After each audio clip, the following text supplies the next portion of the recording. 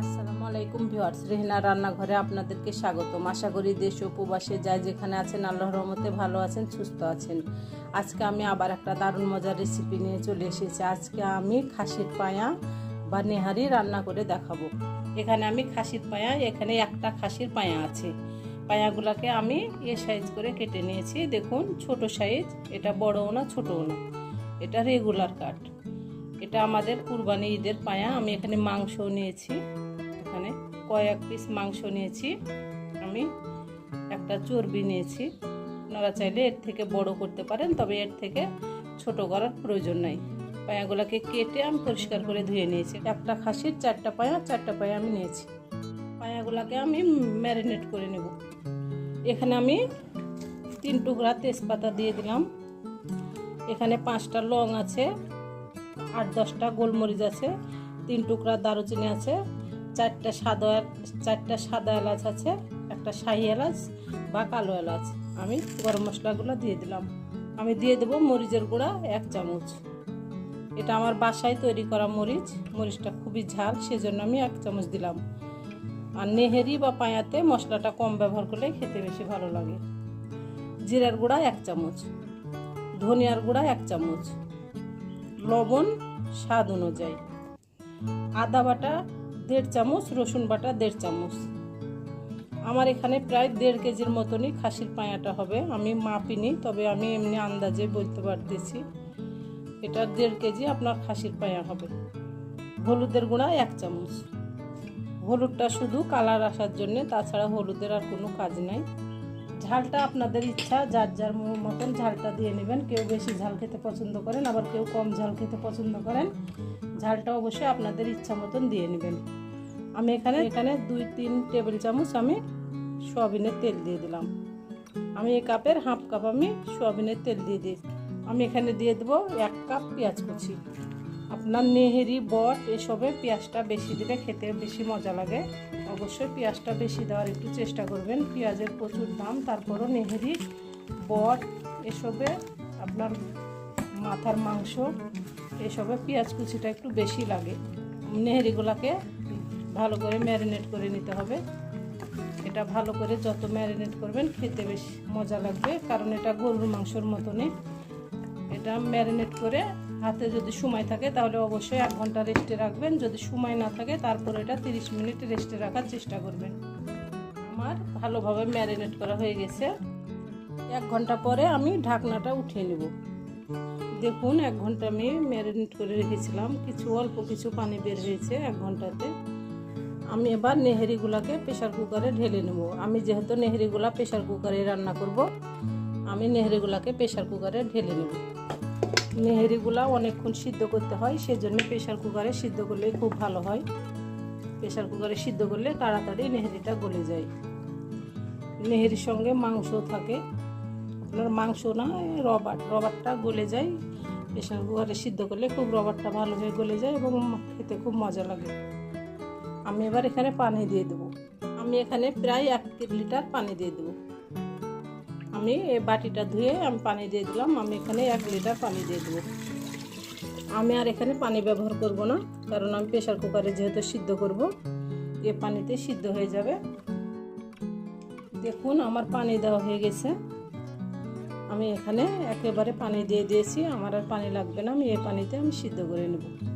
আমি এবার প্রেশার কুকারের মুখটা লাগিয়ে আমি চুলায় প্রেশার কুকারটা চাপিয়ে দিয়েছি। এবার আমি গ্যাসটা অন করে দেবো। এটা একেবারে হাই হিটে আপনার 25 থেকে 30টা সিটি দিয়ে নিতে হবে। আমি 25 থেকে 30টা সিটি দিয়ে নিয়ে আমি ফিরে আসছি। আমি প্রায় 25টা সিটি দিয়ে নিয়েছি।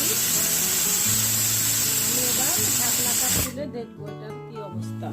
আমার এখানে 25টা সিটি হয়ে গেছে।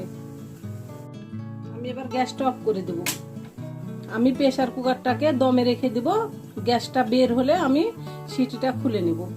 অবশ্যই প্রেশারটাকে দমে রাখতে হবে। গ্যাসটা বের হলে তারপরে আপনাকে প্রেশার কুকারটা খুলে নিতে হবে। আমি এবার প্রেশার কুকারের মুখটা খুলে নেব। 30 মিনিট পরে আমি প্রেশার কুকারের মুখটা খুলে নিলাম। দেখুন, আমার নেহেরিগুলো খুব ভালোভাবে সিদ্ধ হয়ে গেছে। আমি 25টা সিটি দিয়ে নিয়েছিলাম, আমার খুব ভালোভাবে সিদ্ধ হয়ে গেছে। এবার আমি বাগারটা দিয়ে নেব। আমি গ্যাসটা অন করে দেব। আমি এখানে দিয়ে দেব রেগুলার তেল, সয়াবিন তেল। আমি হাফ কাপ তেল দিয়েছিলাম, আমি আবার হাফ কাপ তেল দিয়ে দিলাম।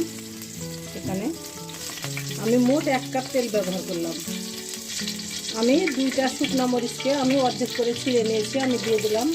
দিয়ে দেবো আমি আস্ত মেথি হাফ চামচ, আস্ত মোহরি বা মিষ্টি মোহরি হাফ চামচ। এখানে আমার একটা রসুন কুচি আছে, আর আমার 3টা মাঝারি সাইজের পেঁয়াজ কুচি আছে, আমি দিয়ে দিলাম। আমি এবার বাগারটাকে ভালো করে আমি ব্রাউন কালার করে ভেজে নিয়ে আমি ফিরে আসছি। নেহেরিতে বাগারটা অবশ্যই দিতে হবে, বাগারটা না দিলে নেহেরিটা স্বাদ আসবে না। আপনি যতই কষে রান্না করেন আর যেভাবে রান্না করেন, আপনাকে নেহেরিতে বাগার দিতে হবে। আপনাদের ইচ্ছা মতন বাগারটা দিয়ে নেবেন। আস্ত জিরা দিয়েও বাগার দেয়, আস্ত জিরা মেথি, আবার মিষ্টি মোহরিটা দিলেও ভালো লাগে খেতে। যার যার ইচ্ছা মতন বাগারটা দিয়ে নেবেন। আমি এবার এটাকে ব্রাউন কালার করে ভেজে নিয়ে ফিরে আসছি। বাগারটা আমার ব্রাউন কালার হয়ে গেছে, এবার আমি নেহেরিগুলা দিয়ে দেব। আমি নেহেরিগুলা আমি প্রেসার কুকার থেকে নেহেরিগুলা আমি ঢেলে দিয়েছি। এবার আমি গ্যাসটা অন করে দেব। আমি গ্যাসটা অফ করে আমি নেহেরিগুলো ঢেলে দিয়েছিলাম। নেহেরিতে এভাবে ঝোল রাখতে হয়, না নইলে নেহেরিটা খেতে ভালো লাগে না। আমার নেহেরিগুলো খুব সুন্দরভাবে সিদ্ধ হয়ে গেছে। প্রত্যেকটা নেহেরি থেকে আমার মাংস ছুটে গেছে। আর নেহেরিটাকে গ্যাসটা অফ করে আমি নেহেরিটাকে চুলার উপর রেখে দেবো 10 মিনিট। 10 মিনিট পরে আমি আপনাদেরকে পরিবেশন করে দেখাচ্ছি। আমি লবণ টবণ চেক করে নিয়েছি, আমার সব লবণ টবণ ঠিক আছে।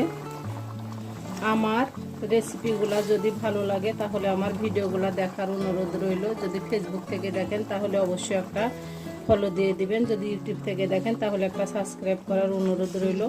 হাতে যদি সময় থাকে তাহলে অবশ্যই একটা লাইক শেয়ার কমেন্ট করে দিবেন। আপনাদের একটা শেয়ারে আমি অনেক দূরে এগিয়ে যেতে পারবো।